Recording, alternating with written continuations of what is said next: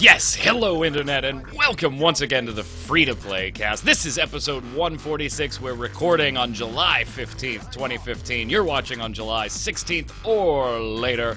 The show is brought to you by MMOBomb.com, your home for all things free-to-play related. As always, magicman, a.k.a. Mike Byrne. I guess it's Mike Byrne, a.k.a. Magic... Whatever you want to call me in the emails, and you've called me some nasty stuff sometimes, but that's all right. I know it's from a place of love. I know. Also a recipient of nasty emails from time to time, Mr. Jason Winter. How are you? A.k.a. that guy with the glasses. That guy with the glasses. We'll get to that one a little later when we get to the viewer feedback. Also joining us from Free-to-Play Weekly, you know the voice, you love the voice, Zach Sharps. What's up, guys? Glad to be here for another week. I hate that kid. Yeah, next week we're getting rid of him. So Damn it. enjoy it while you can. No. No, it's always fun to have everybody together here. So let's get started with the news. All right, so we don't really talk a lot of SWTOR around these parts lately. When they have an expansion, we write about it. When something goes wrong, we write about it. So I guess we talk about them a lot. No, I'm kidding. They've actually had a pretty good run of it lately. Financially wise, the numbers look good. Even though you may not agree with the free-to-play model that BioWare uses, you can't argue with the results, I guess. Well, you can, but it's kind of silly. They're not going to change anything with those numbers. And we all know that Knights of the Fallen Empire is coming soon, adding more story goodness, even more story than the storied expansion pack we released earlier that had tons of story. The most story we've put in since the story was over originally. We're adding... Dog, I heard you like story. I heard you like story in your story, so here's some story for you. But on top of that, BioWare's implementing some changes, let's say, with the dungeons and raids, or as you SWTOR players know them, flashpoints and operations. What exactly is going on here, Jason? You wrote it up, so take us through it. Yeah, pretty much what they're doing is they are basically making them a little bit friendlier for people of all levels. It's like for flashpoints, for a lot of their flashpoints, I said not quite all, I think, but a good number of them. They're going to make them, first of all, so you can play them as solo mode, just like you kind of did with a lot of the new instances or flashpoints or whatever they had in the Shadow of Revan expansion. Zach and I are on board. Solo instances. Solo instances. I played a little bit of that, and it was still pretty fun. I mean, it's just like playing. It's like even like doing your typical class story where you sometimes go into someplace solo. It's kind of like that because the NPCs talk to you and you get a little bit of a story, this and that, whatever. So it's kind of cool that way. And they're also making a lot of them. I wasn't actually sure how much they're adjusting a level up or level down for certain ones, or this or that or the other thing, but they are trying to make them more, as they say, level agnostic. In other words, you can you at level 20 and your level 35 buddy and your level 50 buddy, I think, could all get together and do like a level 40 flashpoint together. It'll all be a reasonable challenge. You'll all get decent rewards from it. So that's a great thing they're adding to help make things a little more friendly for groups, a little easier to find groups for. What about on the operations front? Because this one seems a bit odd to me. And if you're a raider in Star Wars, I can't imagine that you're all that thrilled with this. I think you'd rather see new content, but it does have a good side on those bugs that have been there for frickin' ever. Might actually be addressed at some point, so I don't know. What's going on with the operations? What you're talking about there is to say that they're, what was the quote? They are working to improve the experience of operations, something like that. I can't find it right on the thing here. Yeah, they're jacking them all up to max level, too. That they're doing as well. They're all going to be level 65, which is the new level cap, which, previously they were level 50, the early operations when the game launched, so they're making those to making them 65 so you can play them now at max level. But in doing so, they're also not introducing new operations with this expansion. They're working on refining those ones and making them, what does it say? Trying to find it. We felt it was important to first address some of the issues with our Elder game before moving on to new content. So that's what it is. But at least you're kind of getting new stuff because you're getting the old ones to do over, so you'll be able to do those at 65. So have a pretty good variety. So there's going to be just that one big raid at the end. That's all anybody can do. You Right, and you're getting a little bit of a rotation with which one gives you the appropriate gear, and so there's incentive to run not just the most recently introduced raid. You know, you're being incentivized to go and play and fight SOA again, for example. So I don't know, Zach. I'm kind of mixed on this because I like solo content, and we've talked about this a few episodes ago, solo content inside an MMO. But with the story push in the previous expansion, the story push in this expansion, the story in the original release, and now this shift on, hey, all these dungeons are going to have solo modes. We're going to make them more level agnostic so that you can have friends to play it, but it's not going to be required for it.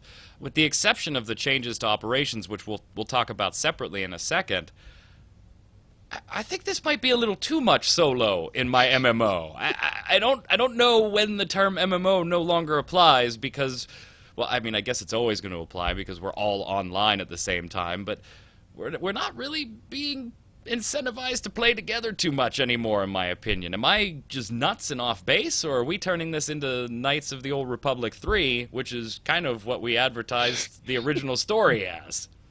I kind of feel two different things in terms of the solo instances. Number one, I like them because of the fact that as your first time going through the dungeon, you can actually appreciate the story. You don't actually have to worry about people saying, press spacebar, skip it, skip it, skip it. You can just go through at your own pace and not have to worry about maybe other people's choices within the dialogue affecting the outcome throughout the story of the Flashpoint. That's good to me.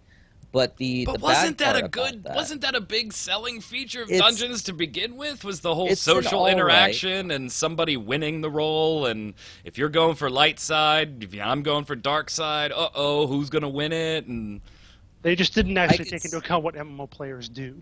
Other than that, it was a great idea, but I could see two sides to that. You could say, yeah, that does add to it, but also there's times when I want to see my dialogue choice and see how I sort of talk to the particular NPC. I don't want to see someone else's choice because I would have picked that choice if I wanted to see that choice. So I see both sides of that, but on the other side of things, I also see that they're trying to essentially make it feel as though that there's more content for players to take forth and conquer in, essentially. They want there to be more things to do within SWTOR, so having these flashpoints be level agnostic makes it so someone who's leveling up in, say, level 40, like you guys said, could play with their lower level friend or vice versa. So that way it does feel like more of an MMO because it is more level agnostic and it's more open for grouping because you don't have to worry about the levels. But on the other side of the coin, I just don't really... I don't know how I feel about it, to be honest. I'm a little bit mixed on this because I do like solo dungeons, but I also don't like it when they don't put forth new content in an expansion, like the operations, which I'm sure we'll talk about in a second, and then they decide to be like, okay, we're making everything solo, everything level agnostic, basically trying to put a Band-Aid over something that we just know started some controversy. So it's a mess, in my opinion. Yeah, I'm kind of split on this one, and Jason, you and I have talked at length both publicly on different shows here on MMO Bomb and on other channels and in articles and things. You and I have talked at length about this trend lately of bypass all the content from our launch and our first 3 expansions because you just started playing now and they're 3 years old by getting a boost or buying a character at level, or in SWTOR's case, the 12 times experience boost. Just do your class story and roll. Go at it, dog. Have fun. And I like the idea of what they're doing here in making the old content relevant. I do love that aspect of it. So if you're level 25 trying to queue for a dungeon or a flashpoint in Star Wars, I like the idea of, okay, you're not going to have to sit in a queue for 9 hours or find a couple guildies to do it because nobody's running that damn thing anymore. I like that idea. Let's go back and do that content. But Zach, to your point of it adds more things to do, I don't know if I agree with that because it's not really adding more things to do. It's just giving you a few more options on things you were probably going to do. You're going to run a dungeon, but if you're max level, it was limited to a few dungeons, and now they've opened up some more. It's not necessarily new content for those people, though. They've already No. did that in the Well, leveling experience. Unless you were like what I had when I first went through, and I managed the first 2 flashpoints. I found groups for actually first 3. Then after that, wouldn't happen. I sat in whatever zone it was, just like look for group for this, whatever. Never could find it. So though a lot of people might have gone to rush straight through to the max level, have never even thought about doing those because they knew they wouldn't find a group anyway. So it's going to be new to them. Yeah, and not only that, but it also just adds variety. It's not that it's new; it just adds more variety. All right, Especially, I can go if with you you on skip that. it, If we're going to go with just variety, I can go with you on that. Overall, I kind of like the idea on the flashpoints front. It is unique. I do like the option to do it solo, but I don't have to. I could do it with group. I kind of feel like SWTOR might be going a little too far in the solo range of things in the last 2 expansions. It just really has this feeling of go ahead and log in and you can play, and there just happen to be other people here if you want to do anything with them. Where I do like that aspect in MMOs of, hey, this is our group content. That's kind of the point of the game. We have solo stuff if you don't have friends on at the moment, but here's the other stuff that you're going to need a group to do. I don't know. Just feels like, Jason, am I nuts? It just feels like way solo at this point. It's the game they made, though. And the thing is, yeah, what I can do is I can say, okay, here's a level 25 flashpoint. I can sit around for 2 hours trying to find a group. I can struggle through with these idiots who don't know how to play. We wipe 12 times. We do all that. And at the end, we get this piece of loot that's going to be out-leveled. I'm going to out-level in like 3 hours. Or I can just skip all that and keep soloing. Just do regular in-world content. Here's the thing, though. You might as well give them some reason to do it. Yeah, here's the thing, though. What if they made it so the solo instances, I'm not sure exactly how they're going to be doing the loot tables, what if they made the solo instances drop greens and the group dungeons drop, like, either blues or epics? That would be pretty cool. Make it so that if you do group with people, it will incentivize you because you'll get better gear, and then if you don't group with people, you'll get all right gear, maybe an upgrade, but it's going to be green. It's not going to be as high quality. I think that would maybe help everything in terms of make it incentives. at least maybe on par with what you get from a story, typical personal story part of thing. Maybe a little bit more. You're spending half an hour, whatever, doing it. So just to give you a little more incentive to do that instead of the other stuff. I like the idea for the most part. I feel it pushes the solo envelope a little too much. Yeah. But that's really my only gripe with it. On the operations front, however, ouch.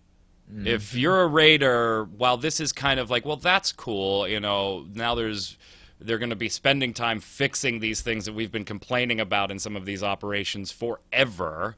So if that's their intent and they're going to fix it, that's cool. They're bumping everything up to max level, so by proxy it's going to be a little more difficult, and it's relevant now, and they're rotating the gear through that. That's all cool, but it's kind of got to hurt if you're a hardcore raider, Jason, to not get any new operations in an expansion. The only thing I'll say is that they did an expansion just last year where they did get new operations, or at least one, I'm sure. I think there might have been a couple. So, how often should you be getting new operations? Like, how often does WoW put in? Dude, it's an expansion. It's an expansion. Yeah. When you drop an expansion, that gets it's a rated. Free expansion. That gets it's everything. Free if you're a subscriber. So it gets everything. Raids, PvP, put it all in there. I don't care. You had a year. We'll delay it another 6 months. Yeah, you had a year. That's all the time you need, right? Right?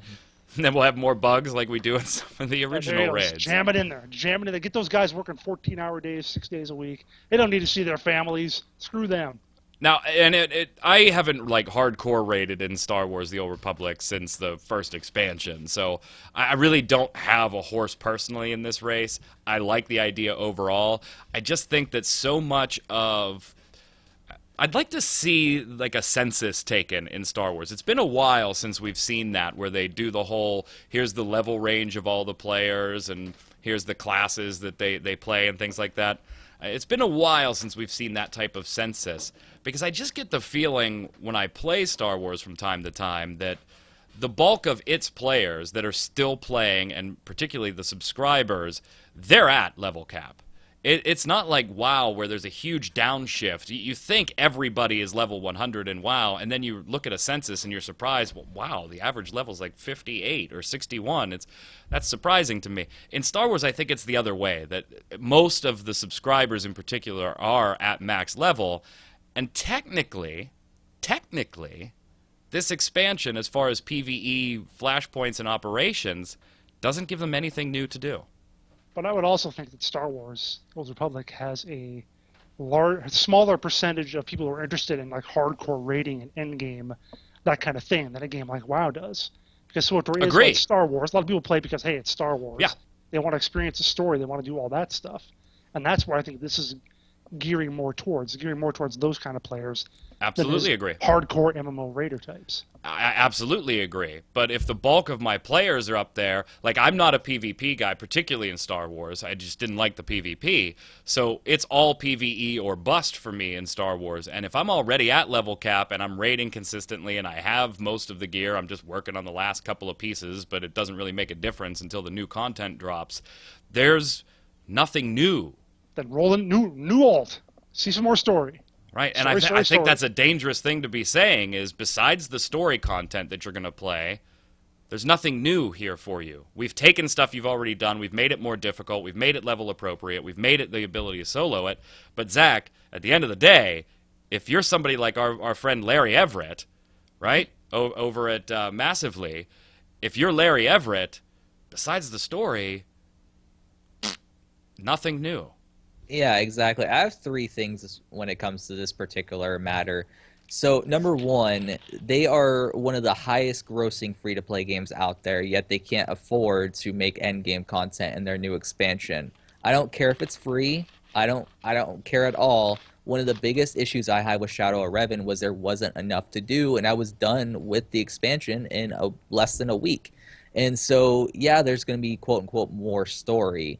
But that just might mean instead of walking up to like a note that you find out in a zone or walking up to some random quest giver that doesn't even talk to you, you're going to have them actually talk to you. We don't really know what this means yet. And so it brings up the question, how exactly are they justifying the amount of money we're giving them in terms of content? I'm all for them making profits. But if it's at the cost of them just basically hoarding all of it and not putting it into the game, then it makes me wonder why I should even contribute to them making Star Wars: The Old Republic and expansions in the future. Not only that, but this whole expansion just smells of a quick cash grab when it comes to the Star Wars movie that's coming out. Because it's just convenient that they announced an expansion around when the movie is going to be coming out. I mean, doesn't that smell a little fishy to you guys? So that's possibly also why they don't have operations within this expansion, because they knew the movie was coming out. They knew the time frame the movie was coming out in, so they rushed through making this expansion and forgot or didn't have time to put in operations. And the third thing here is, in response to the World of Warcraft has expansions on their release, the counterpoint I would say to that is World of Warcraft charges more than Star Wars: The Old Republic does for expansions. Thus SWTOR can somewhat justify not having operations, but on the same front, as I mentioned before, they're still one of the highest grossing free-to-play games out there right now. So the justification still is really moot to me, but it is a possible counterpoint that they can basically say in order to essentially be like, okay, well, you're still getting value because you're not really paying anything if you're a subscriber.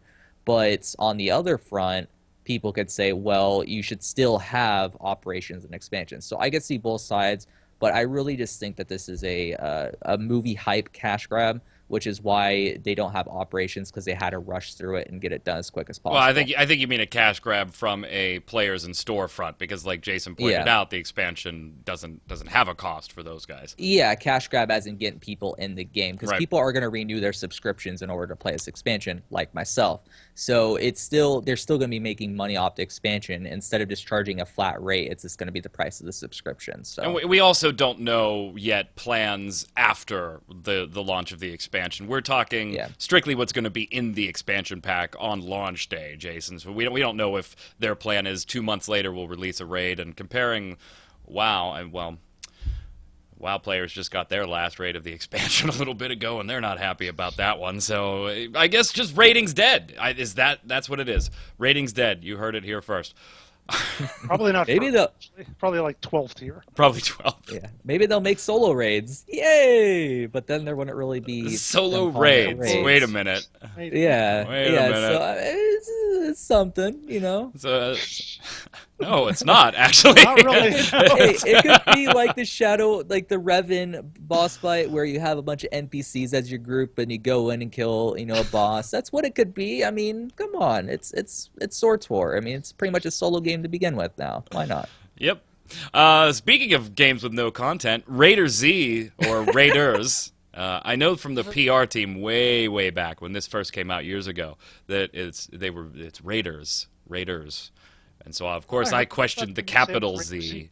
I questioned the capital Z, but so Raiders or RaiderZ, whichever you prefer. Perfect World Entertainment is the publisher. Mayet is the developer. Well, was the developer, huh? So the game's shutting down next month, beginning of August. For some very weird reasons. This is probably the weirdest press release I think I've ever read as far as a shutdown of a game. Normally it's one of those, Jason, we're sad to share with you that the decision has been made to close Jason's favorite game, Lord of the Rings Online, because we lost the damn license and we don't want to pay for it. Those things make sense, right? Those things happen. This press release, I'm going to read it to you because I want the viewers to hear it if they haven't seen it, and then I want your guys' thoughts on it. Because to me, it's like, well, shit, we tried to call them, and the number was disconnected, and we didn't know. So here's the actual press release for it. Hi, Raiders community. We have significant news. Well, yeah, it is. Significant. It's significant. Yay, significant. It's significant news to share regarding Raiders. Over the past weeks, Raiders has seen a few different instances where the game has had issues with the server. Okay, we've seen that before. In the past, we have been working with Mayet, the developer of Raiders, in order to troubleshoot and solve issues to keep the game available for players. Okay. Unfortunately, Mayet is no longer operating anymore. It's... Call Mayet. All we're getting is the disconnected... What? What? Since there's no more active developer, it's very difficult to troubleshoot any issues that happen to Raiders. That does A little bit hard. That makes it a little damn challenging. We're unable to deliver a quality experience to you, our players, so we've made the difficult decision to shut down Raiders. I don't think there was a decision, right? I mean... The developer is good. I hate to make light of this, because if you're a Raiders fan, obviously this sucks, but the release is just astounding. We will shut down Raiders on August 7th, 10 a.m. Pacific. Prior to the shutdown, we will bring back the East servers to working order. What? What is going on? We can't get it to work, but we got it to work. We're just going to turn them on.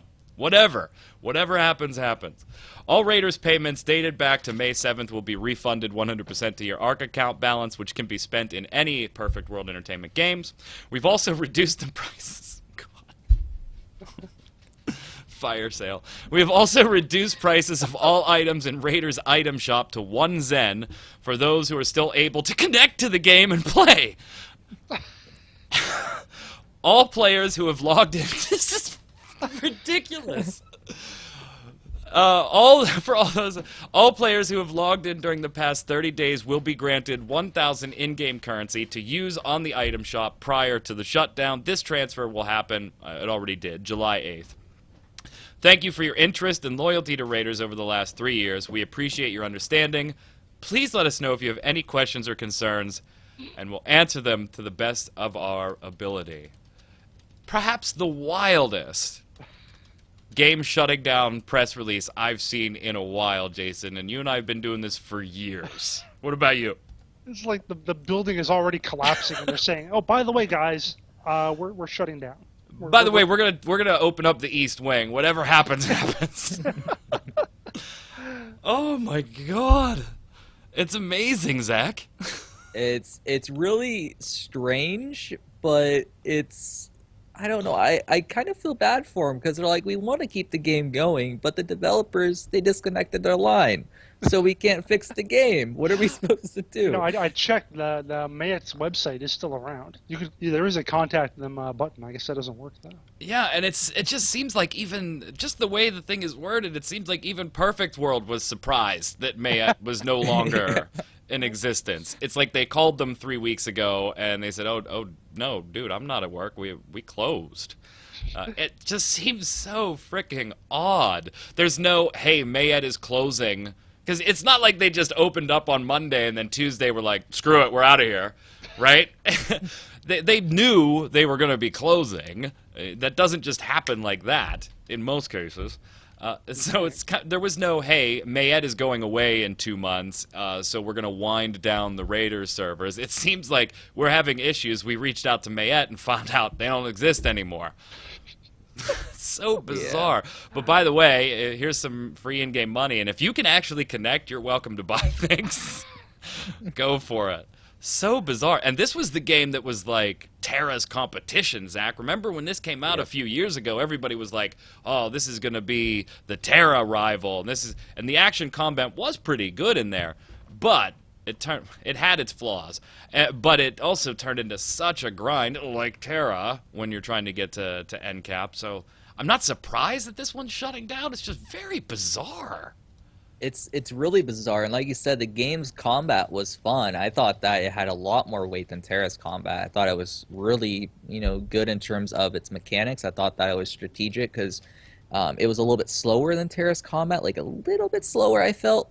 But it's one of those things where it was an MMO that I played for maybe a couple days, and I didn't really feel like there was anything new about it, and it was just basically a cool new combat system, or a combat system that we've seen in dungeon crawler games, but now in a semi-open world environment, because it wasn't fully open world if I remember correctly, and basically a theme park on top of that. Like, it wasn't really anything innovative. It didn't have anything different. Like, it wasn't even trying to do anything different. It was just trying to basically be one of the first semi-open world action MMOs out there. Of course, Terra was its competition, but it's really strange how the entire game sort of came out. I think they really were hoping that they could steal some of Terra's fan base and its hype, but it didn't really quite work out that way. And because of that, Mayet wasn't making enough, and so they would look at their bottom line one month. They're like, "Well, we did what we could, guys. Let's get out of here. Pack your bags." We're not even going to tell Perfect World, apparently, but pack your bags.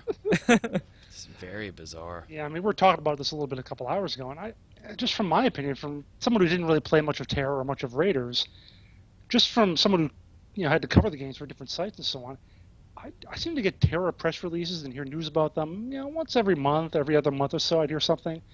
RaiderZ I just never heard anything about, and I just wonder how much just the visibility hurt it as much as anything. Yeah, and I remember when it was first releasing, I was still at MMO Bomb at the time, and the news was all over the place when it was going through its betas, going through its launches, and even a month or two after launch. But then you're right, it just kind of just disappeared. Sure. You didn't hear, it didn't have pressers on the next update adds this, and this, and this. It's like Dragon's Prophet is now. Yeah, if you weren't exactly, if you weren't looking for Raiders news, then it was very likely you were going to miss what was in the next update, because somebody from the sites had to be checking.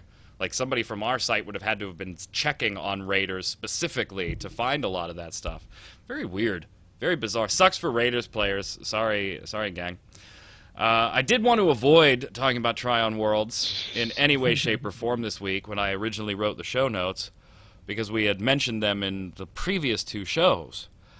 But I think we would be remiss if we didn't talk about this, because I think it's rather ironic a little bit.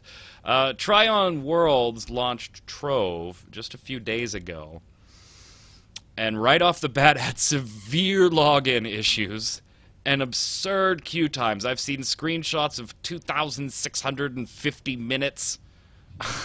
2,650 minutes I've seen screenshots for.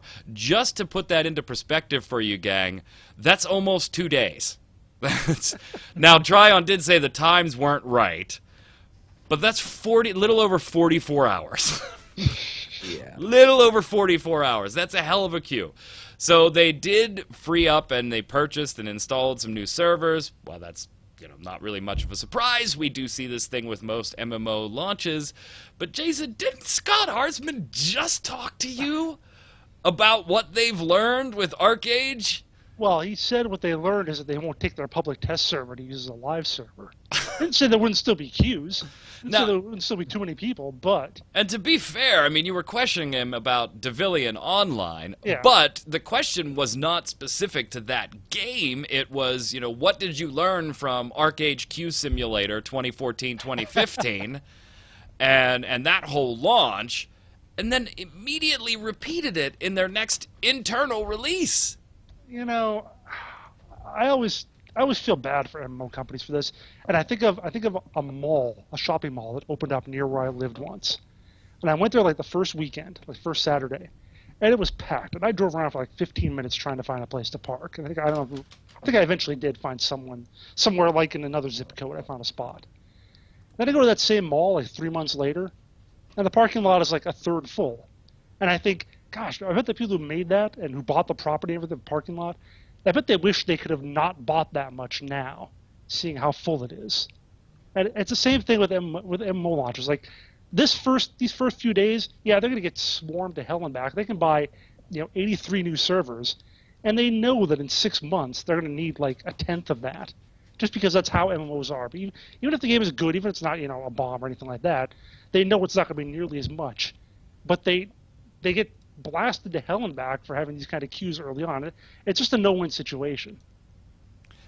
See, I agree with you for the most part, but this one kind of just Because it's freaking Trion with all amazes the me. crap they've gone through recently. Yeah, Exactly. This one, the only thing I can attribute this to, and maybe it's way off base, I'm just taking a blind guess here, is I think maybe, Zach, somebody internally, the teams internally, just severely underestimated how many people were going to be interested in Trove.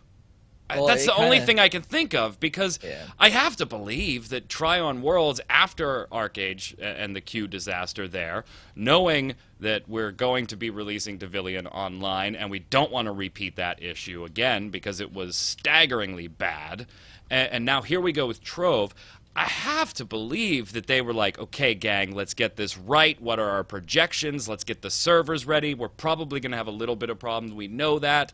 But let's get as close as we can so that we don't have too many problems. We don't have 44-day queues. And boom, it was widespread. I mean, the only thing I can think of is that they wildly missed the estimate on how many people would be interested on day one. Well, it's also just typical Trion as well. I mean, I've now not even at all remotely, even if they release a press release saying they're going to do this, I expect the opposite. And it's one of those things where I've lost so much trust with them that I am even debating at this point whether or not I even want to play and support them with Trove, because it's one of those things where I should check it out because it's kind of our job to check out these games, but it's one of those things where should we even support them anyhow when they've already majorly screwed up another launch? I don't think we should. It's really one of those things where it's like, you fool me once, shame on me. You fool me twice or 50 times, shame on you. And it's pathetic. It really is. And I think Scott really needs to reevaluate how they launch games, drastically reevaluate how they launch games, and he needs to learn from his mistakes that he basically essentially lied about, that they actually learned from their mistakes. They didn't learn, and we now see that completely clear as day. So it's sad. It's sad. I don't know. Scott is a bright guy. Scott Hartzman is a really bright guy who knows his shit. I mean, I've met him a couple of times, and he really is a sharp guy. I was sad to see him leave Trion the first time, and then when he came back, I was pretty happy about that. So I can't put it all on him. God, man, is that ironic? A week ago, you had an interview where you said, this is what we learned. And then the next week, oh, God. So let us know in the comments below how long your Trove queue time record is, so we can compare. Maybe we'll give an award next week for whoever wins that. Speaking of, if you have a screenshot that's higher than right, 44 hours. Or go whatever. ahead and send that. Speaking of Trion Worlds, last week we had a viewer talk about how they tried to get a refund on ArcAge based on the fact that they, on their Founders Pack, based on the fact that they didn't deliver. And now, again, I'm going to hide names here to protect the innocent and or guilty, but during this request, the customer, the player, said, in light of Trion's recent announcements and not fulfilling what was advertised on the sale of its Archaeum Founders Pack, I'd like to request a refund, partial as it may be, of my Archaeum Founders Pack for the ArcAge game. Trion has had ample time to provide what was advertised and has not done so, actually segregating those who purchased the pack from its changes. Trion's update or response to that ticket was, thank you for contacting us regarding refunds. We're sorry that you wish to have your account refunded. Unfortunately, the change you're requesting a refund for is outside of our refund policy.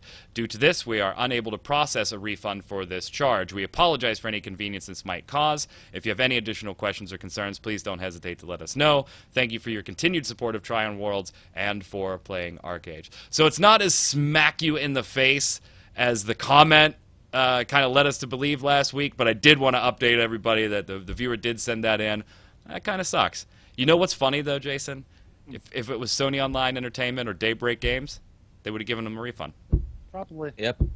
And also Smedley would have done it continued. himself. Yeah, Smedley would have processed it himself. Yep, continued support. Yeah, yeah. Continued support because we're still using your money.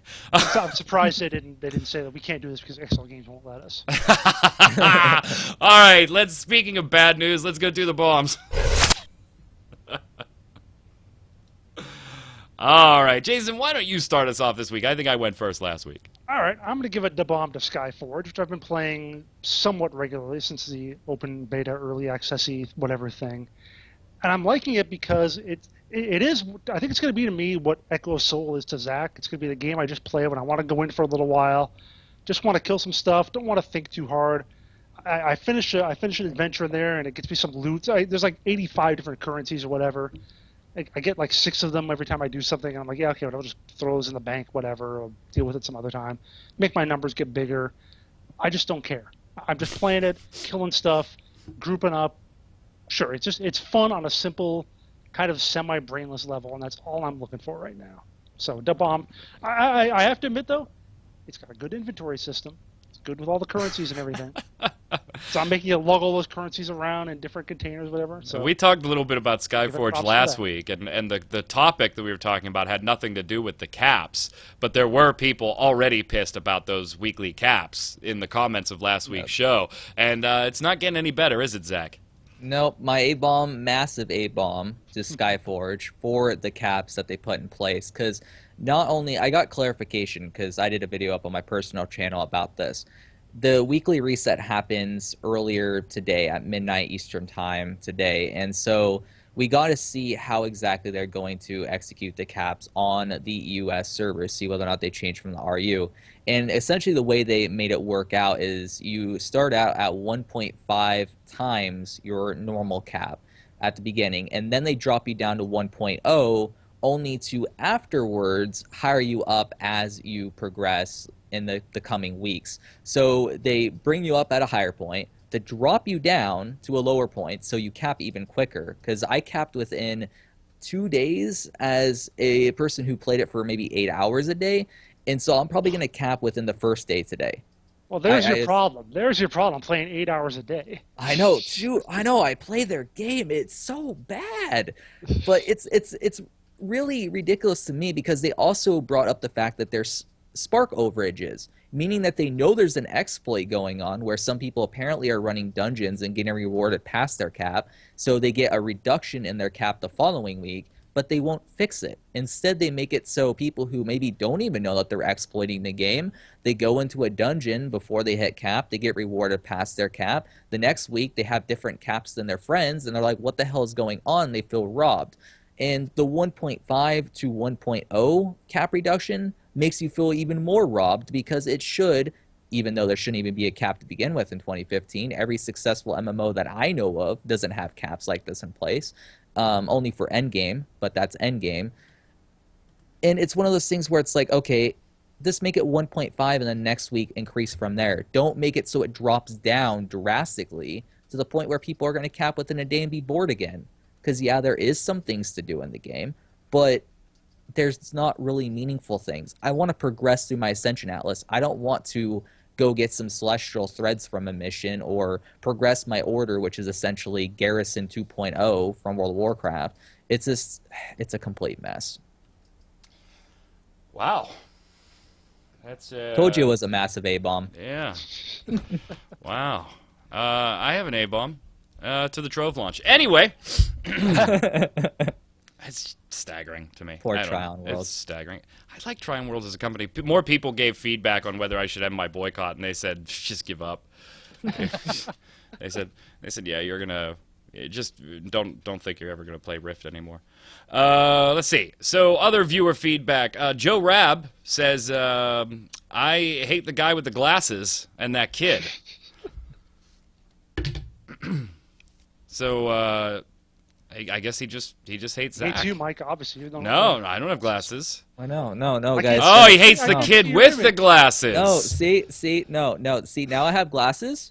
Now I don't.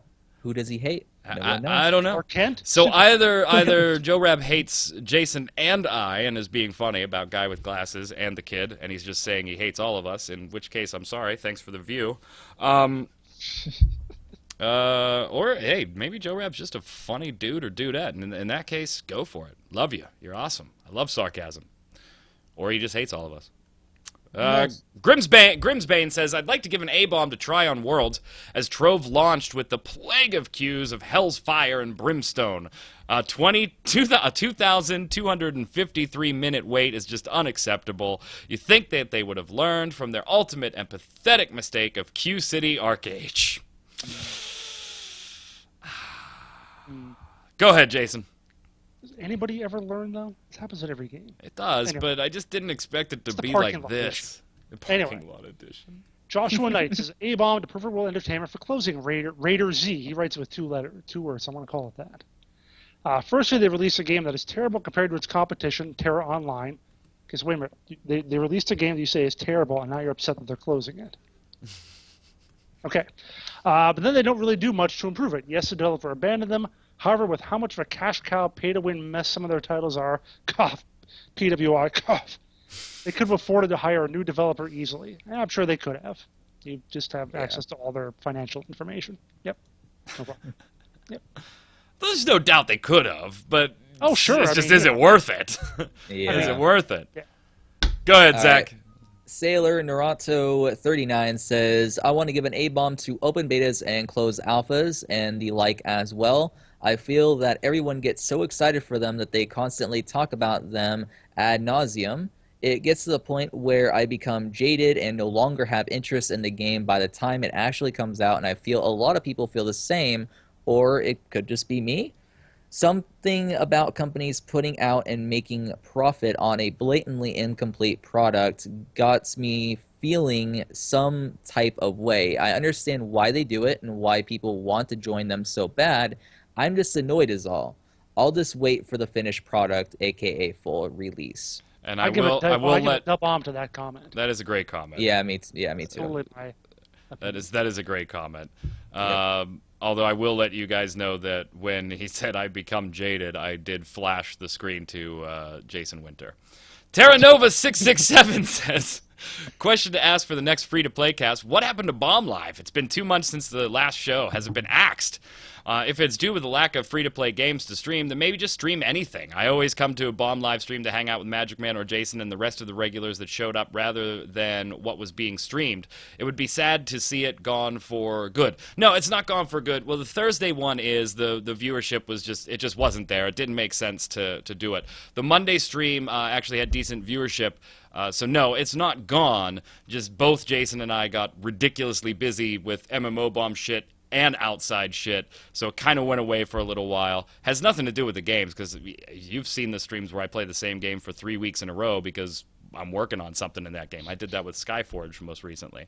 So Terra Nova 667, it's not axed. Look for it to be coming back soon, probably in a week or two here as schedules reset.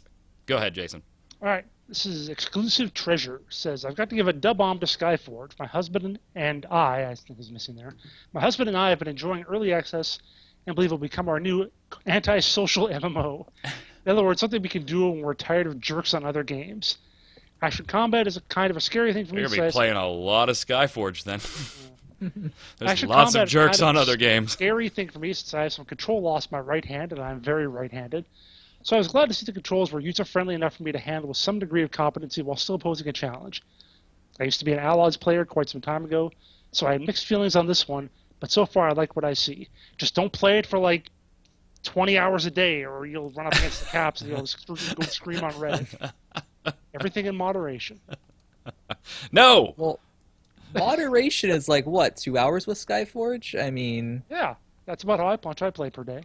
And that's my phone. All right. Now, this Right, next good. one, before you start, Zach, this Yeah. one is about Skyforge as well. The game isn't mentioned, but that's the game the viewer's talking about. Yeah, Reckless Fire says, why the hell is there no mention of the caps? People in the Founders Beta are saying that they've played around 12 to 16 hours in the game before they have to wait a week just to play again. Weekly caps. As in, you get a certain amount of credits and sparks used to advance your class, and then you can't progress them anymore for the rest of the week. You can't even jump to another class to level. You are completely locked out of normal progression. Yep. And this is something that we brought up as early as the first look video, if you remember, Jason. Yeah. Where we speculated on, hey, the number of rewards that we're getting here at low-level quests is a little scary because we can see these caps in place, and obviously we're not going to meet them right now because they're closed beta testing and recycling the servers. But based on the rewards we're getting now, the rewards we're getting later will be higher, and these caps might be a bit prohibitive. And we said that in the very first look video. Yeah. I think there's something to be said. I agree that it's a weird thing to do in a modern MMO, but I think there's something to be said for, like you said, not having this class of people who are like max level right at the start, which is what MMO players do. They'll play the hell out of something, be bored with it in a month, and then move on. So I can kind of see why they're doing it in that way. Yeah, I know from a business perspective why they're doing it, because it keeps people in the game longer, which means that there's a higher percentage that they might spend money. But then there's also people like myself who tend to spend money in free-to-play games, and my entire TeamSpeak community is the same way, who now no longer will spend money in their game because, and we're even thinking about maybe possibly quitting it because of the fact that we can't play the game when we want to. It's kind of the point that I made where if you take a week off to play a game and you're only able to play it for like a day and a half to 2 days, well, you just took off an extra 5 days for no reason. Yeah, and it's very weird. It's like you would expect, even though it would be extremely pay to win and everybody would hate it, you would expect that if you're going to do this, there is some cash shop counter to this. Mm-hmm. There kind of is. But there isn't as far as the sparks go. You could do the credits. Yeah, it's sparks. You could bypass the credit cap with cash, but even that's only going to get you so far. So you're still, it's very bizarre. I don't know. It is. Yeah, it's one of those things where the Outlaws team made the mistake with Outlaws Online to make that game pay to win, and now they're making a mistake with Skyforge, making a lot of people not like it because of these caps and weird systems like class locking that they put in forth within the game in order to try and retain people. But all I'm seeing from the forums and just general people talking about the game, what they're doing is just making people run away from the game.